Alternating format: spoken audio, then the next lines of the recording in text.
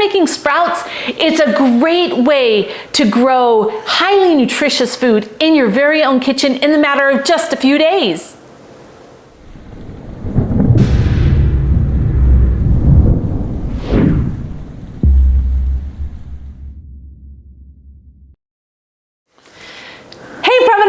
I'm Kylene, and today we're going to talk all about sprouts. And I want to give a huge shout out to True Leaf Market, who actually sent me a couple of these sprouting items that we're going to talk about and review. But there's 4 main things that you need to know about sprouts, or about to be able to successfully grow them. You've got to be able to control the moisture. It needs to be room temperature, about 72 degrees, too hot or too cold, and you just have issues. So anything that's room temperature usually works really well. You need air circulation. It's really important that these little seedlings have, or sprouts have, air and to grow. And then light. You need to protect them from light, because think about this, as seeds grow in the soil, they're striving to reach the light. And so for this, we're going to protect them from light. So those are the 4 things you need to know. So let's start by talking about the container and how to regulate them from moisture. Now, so the trays first. These are some super cool sprouting trays from Pantry. That's who makes them. I got them from True Leaf Market. And this enables you to sprout a whole lot of things right here just in this little stack. This is a tray that I used to use, and quite frankly, I wasn't overly fond of trays because it wasn't really easy to use. But let's move on to the jars, because we're going to work more with this soon. And of course, these jars are going to need to be protected from light, right? This is a really cool jar that True Leaf Market sent to me. And if you look at this lid, it has all kinds of little tiny holes in it, which allows both for you to drain the sprouts really well and for air to circulate. One of the things that I like about this lid is that it will not rust, because I've done some experiments before in some of my sprouting, and my mason jar lids actually rusted during the process. So what I do is I put some type of a cloth over it, similar to this. This is actually the bottom of a prom dress that we had to shorten. And so I just kept this because it's kind of good. But you could use cheesecloth or any type of cloth that will allow it to drain and allow it to breathe. And this is just a rubber band that holds it on. When I did use the mason jar ring, it rusted. And so that wasn't the best. This is another commercial jar that I have had for more years than I can count. But one of the things that's cool about it, it's this plastic jar, right? And then the sprouts go in here, and it keeps it above the water line so it can drain right in here. You put this lid on it to drain and to breathe. And then when you store it in the fridge, there's this other one.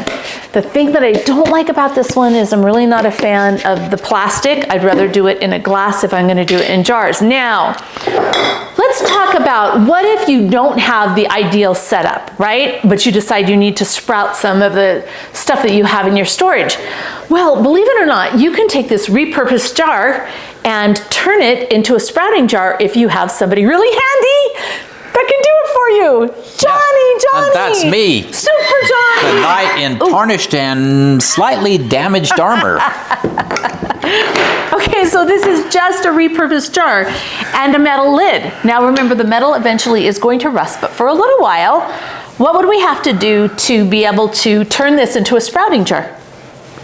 A nail and a hammer on a block. You want this on a block so we don't ruin Mama's wonderful yeah, he would be in big trouble if he ruined my countertop here. That's true. But we can put not as many holes as that one has in it, but we can put a lot of holes in this very rapidly.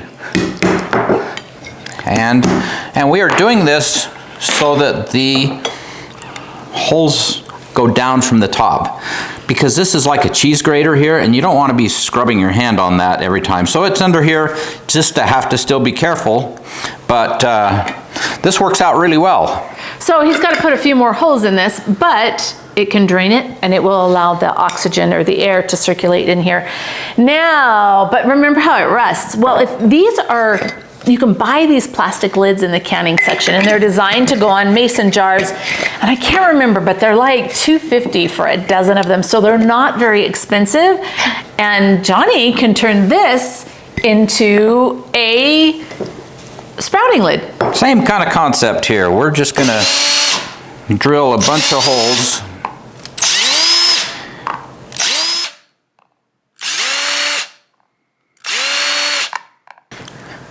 Okay, so this is the process, and this is a 1/16 inch drill bit, which is probably about right. Yeah, because some of these seeds are really tiny. And when you're draining it before they've swollen up, you don't want to drain all your seeds down the sink. So you don't want anything that has really large holes. So, there you go. Quite easily done. Quite easily done. Thank you, thank you, thank you. Okay, so to sprout, my point here is to sprout things, do you have to have expensive setup?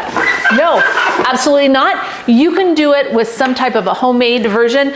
I will tell you from experience though, that having something like this is much better than even doing something like this because the rubber band comes off. And with this, you have to wash this top really well because sometimes you'll get the mold and bacteria and stuff that grows in here. And so this is actually a nicer way to do it, but don't feel like you can't sprout if you don't have these items. So now let's get into actual sprouting. One of the things that I really liked about these trays is this really cool book that it comes with because it has a whole bunch of really valuable information and step-by-step instructions on how to do this. And I think that is super helpful. So kudos to you guys, Handy Pantry, because this was really good. So what I'm going to do is first, I have alfalfa seeds from 2010. And I think it would be great to compare those to these that are from 2021 and see exactly what the difference is. Kind of a great opportunity to compare, right? True Leaf Market is a great source to get your sprouting supplies. I actually buy some of my garden seeds from there too. The ones that I want to buy in bulk, they're just a really good place. So I'll leave a link in the description of the video if that's something that you want to do. So this was from 2010. Let me make sure I put it in the right jar. 2010. And you don't want to put too many seeds in the jar when you go to sprout because these will swell up. And remember, you've got to have that really good air circulation. So I'm going to put 1.5 tablespoons in here of the 2010. And I'm going to close that up. And then let's just do the same thing here. These seeds are from 2021. And I'll put 1.5 in here. Now we want to make sure that we more than cover these with water. And then I'm going to let these soak. Normally, 8 hours is plenty. And I usually just soak them overnight and then drain them in the morning. But because I'm starting these in the afternoon, what I'm going to do is I'm going to drain these just before I go to bed and rinse them. And then, I'm going to protect them from light. And that can be just as simple as putting a nice little kitchen towel over them. So I'm going to set these right back over here. And I'll just leave them on the kitchen counter. Now for these trays.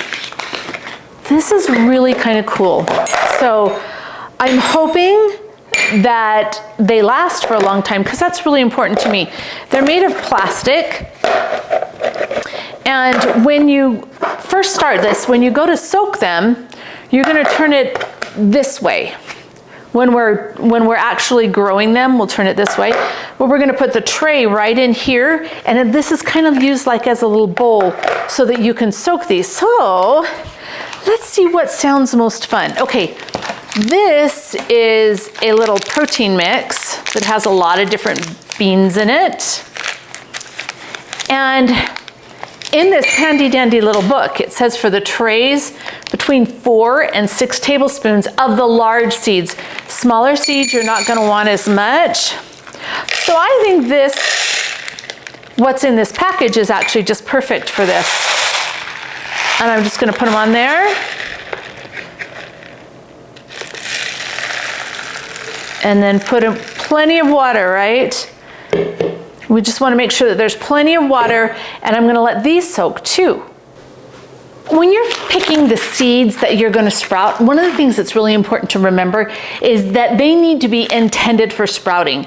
Because if you use seeds that are intended to be planted, they might have chemical pesticides or fungicides and even mercury coatings or dyes on them.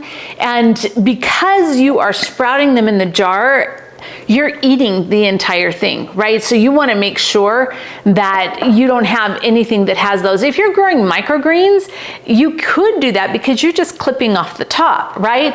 But for sprouting, you really want good, high quality seeds that you know are prepared for that, right? That are food grade, that are intended to be eaten. So now let's get back to this. I decided in the middle of all this that I wanted to do a little comparison because I think that's always fun. So this is sprouting wheat, and wheat is a great thing to sprout. And when we're sprouting wheat, the wheat is actually going to be a little bit different than like the alfalfa sprouts, because we're not going to want the wheat to get to be huge. We're just sprouting it just a little bit so that we change the dynamics and we have a lot more nutrition. So this is wheat from just 2021 that's intended to be sprouted. I'm going to put a 1/4 cup in the jar. And this, okay, we wanted to show you this because we want to make sure you have options, but this little lid, that's the metal one, it's going to rust. It's got these little sharp points on it, and it's not ideal, right? Some of these trays that you buy, they are totally ideal. I'm a huge fan of the lids that go on the mason jars. Now this, oh, I should have showed you this, is actually kamut that we packaged in 2007 with an oxygen absorber.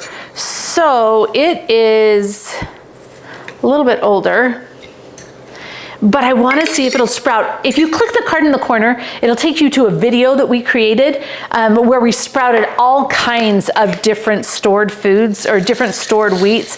And we wanted to see what stores best and to see, you know, because I'd heard that if you put oxygen absorbers in it, that it won't sprout. And you know what?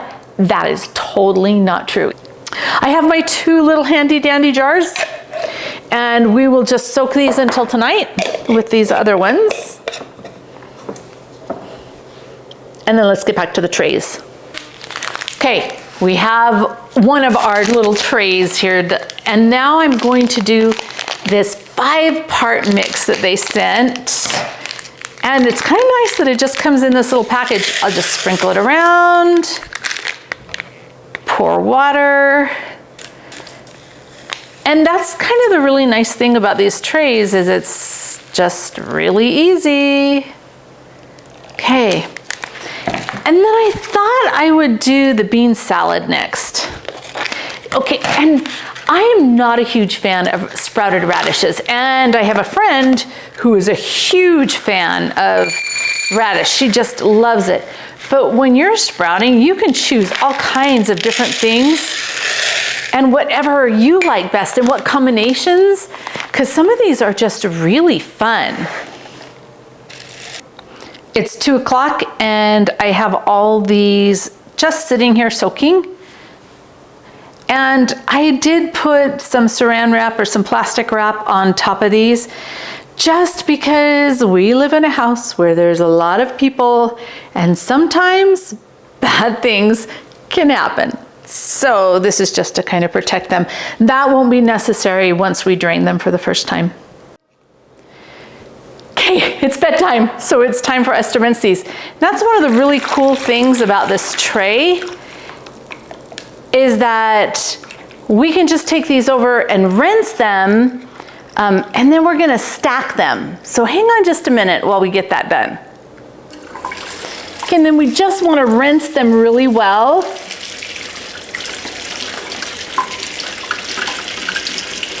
And then we wanna make sure that we have them evenly dispersed on that tray. And then we'll just set it right over here in the original tray, just like that. Now this is where the kitchen counter sprout garden really shines.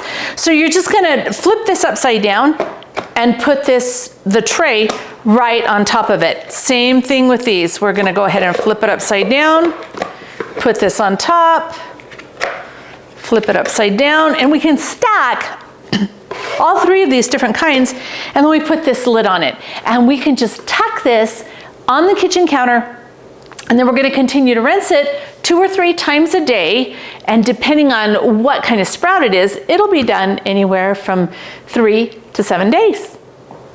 Now these guys are just a little bit different. So what we're gonna do is we'll take these over to the sink, we'll drain them, we'll rinse them, and then I'll show you what I need to do to make sure that there's plenty of air circulation in there and they don't make a mess on my counter. We just invert the bottle and let it all drain out.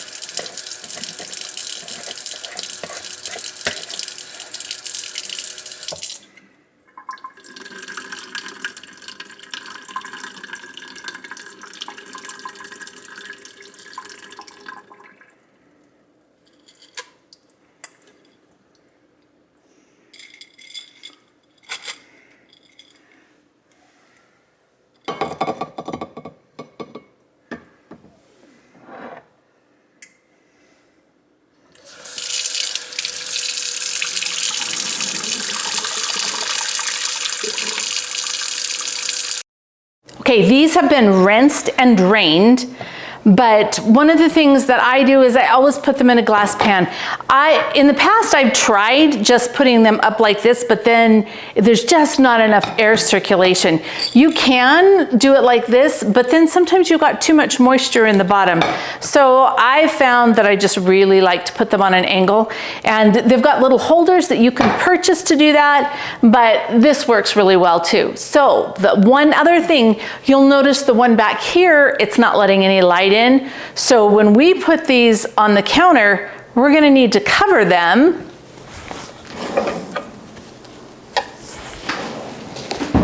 with this, just to make sure that there's not too much light.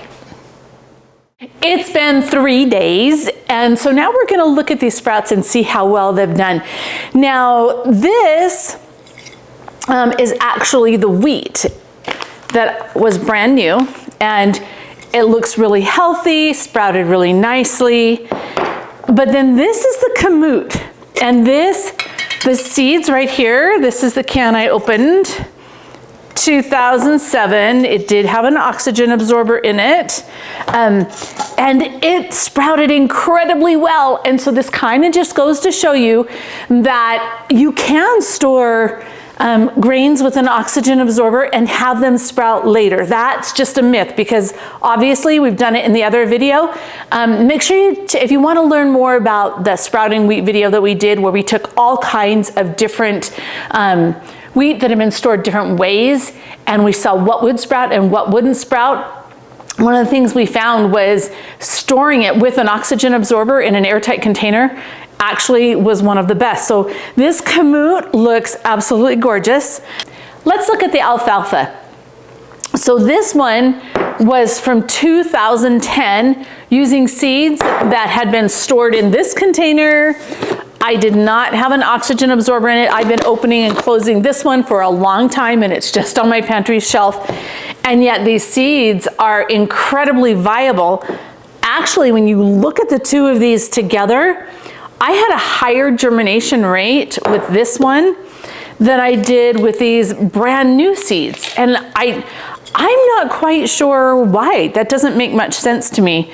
If it's a different variety. This one just had this top on it, but this has a lot of holes, so I think the airflow would have been pretty close to the same. So I don't know. But it just goes to show you that you've got a nice long shelf life on seeds. And by putting them in here and sprouting them, we've increased the nutritional value. Some of the things that we can't get with just our stored food.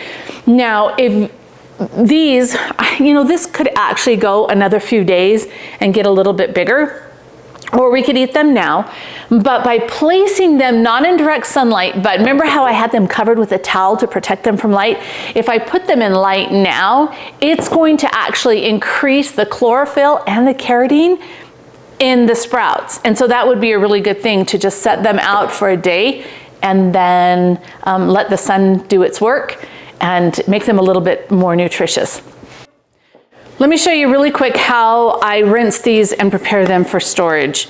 So super easy, right? We've got a lot of, hold on, sorry about that. I was woefully unprepared.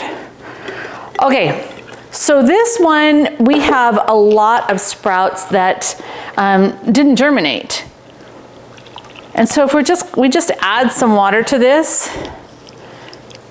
I can pour off the top of this and let all those holes drain down. You could totally eat them, right? But by taking the holes off, it kind of makes it look cleaner and nicer. Be right back. I poured the holes off the top. So now all I have are these beautiful sprouts. And I'm gonna, remember, I don't want to store them with a lot of water on them. I want to make sure that while they're moist, they are not overly wet. And I've even got holes still on the bottom of this, right? Not a big deal, but when you look at this, it's much cleaner and prettier if you've just taken some time and taken the holes off. Now let's look at this jar where they've sprouted much, much nicer. You'll see that some of the holes just stick, right? They're like just stick on the bottom there. Then I'll rinse this really well. And remember, this is totally an optional. You do not at all have to do this. Be right back. Okay, so then I've gotten all of the well, not all of them, but a lot of the unsprouted ones left. And even in this one, you can see there's still some that just hang out in the bottom. But what I think is really interesting to note is, okay, I know these are different size containers because I couldn't find two of the same size, but the older seeds sprouted, they had a much higher germination rate. So I think that's really interesting. This is kind of a really cool way to do this because it takes up very little space. It doesn't look like you've got anything major going on, and it was super easy. So the trays, this one is the protein mix, and oops, I'm dripping water. And when you look at these sprouts, they look beautiful. Oops. And they taste good too. One of the things about sprouting something is it actually makes it sweeter, and I've noticed that a lot with the wheat sprouts. When you sprout wheat, suddenly it gets a lot sweeter. So this turned out really good. My counter is just gonna have to get wet. This one's the salad mix. Oh, I've forgotten what all these are. This one might be the protein mix or the salad bean mix. But if you look at these, this is beautiful. This was super easy to do it. The trays, I'd like them to be a little bit sturdier, but they feel like they're gonna hold up for a really long time. And it's just this easy to be able to stack them. Rinsing them was easy. It actually took less time to rinse these than it did to rinse the bottles. But I think it just boils down to personal preference, you know, what you'd like. I will leave a link in the description of the video to True Leaf Market that sells these. What a fantastic way to be able to take seeds that you've stored and make them alive, right? And get all those nutrients inside of your house. It doesn't matter if you live in a 1-bedroom studio apartment, you can grow sprouts. Now let's talk a little bit about storing the sprouts. This is my personal preference. I learned this a while back with my lettuces and all my greens, and I think it makes a huge difference. But when I go to put them in the Tupperware container, I'll put a paper towel or a napkin in the bottom, and it just kind of regulates the temperature just a little bit. So now that these are to the point where they're ready to eat, they've had their final rinse. that I didn't want to bore you with.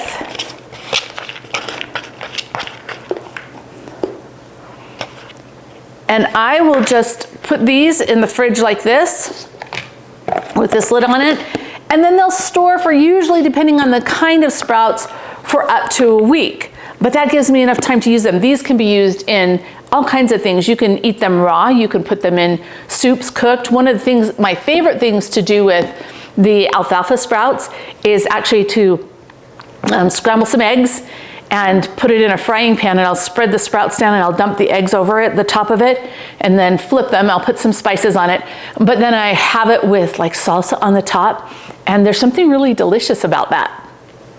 So you could also store them in a Ziploc bag if you'd like, but I still would use a piece of paper towel. It just really helps to regulate the moisture. So now we've gone over just the basics of sprouts, and I'd like to do a few more things in some other videos and kind of explore some of the ways that we like to use sprouts.